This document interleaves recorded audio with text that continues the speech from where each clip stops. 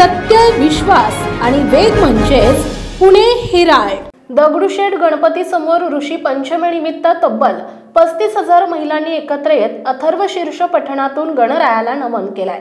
गणेश नामाचा जयघोष करत आयोजित सोहळ्यामध्ये ऊर्जेने भरलेल्या वातावरणामध्ये हजारो महिलांच्या गर्दीचा उच्चांक या निमित्ताने पाहायला मिळाला। अथर्व शीर्षासोबत महाआरती आणि गणरायाचा गजर करत महिलांनी स्त्री शक्तीचा जागर केलाय। भर पावसात पारंपरिक वेशात मध्यरात्री 2 वाजल्यापासून महिलांनी या उपक्रमाकरिता हजेरी लावण्यास सुरुवात केली।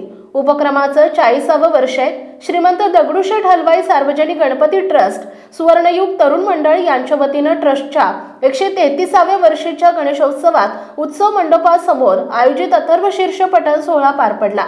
यावेळी खासदार सुनेत्रा पवार, पुणे विभागाच्या धर्मदाय सह-आयुक्त रजनी क्षीरसागर, न्यायाधीश किरण क्षीरसागर, प्रसेनजीत फडणवीस, ट्रस्टचे अध्यक्ष सुनील रासने, कोषाध्यक्ष महेश सूर्यवंशी, राजाभाऊ चव्हाण, शुभांगी भालेराव, अर्चना भालेराव, सुवर्णयुग तरुण मंडळाचे अध्यक्ष प्रकाश चव्हाण यांसह पदाधिकारी आणि कार्यकर्ते उपस्थित होते।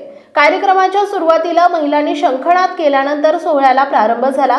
त्यानंतर मन शांत करणारा ओंकार जप, गजानना गजानना मंगलमूर्ती गजानना या गणेश गीताच्या सादरीकरणाने वातावरण मंत्रमुग्ध झाले। महिलांनी मुख्य अथर्व शीर्ष पठण करत गणरायाला नमन केलं।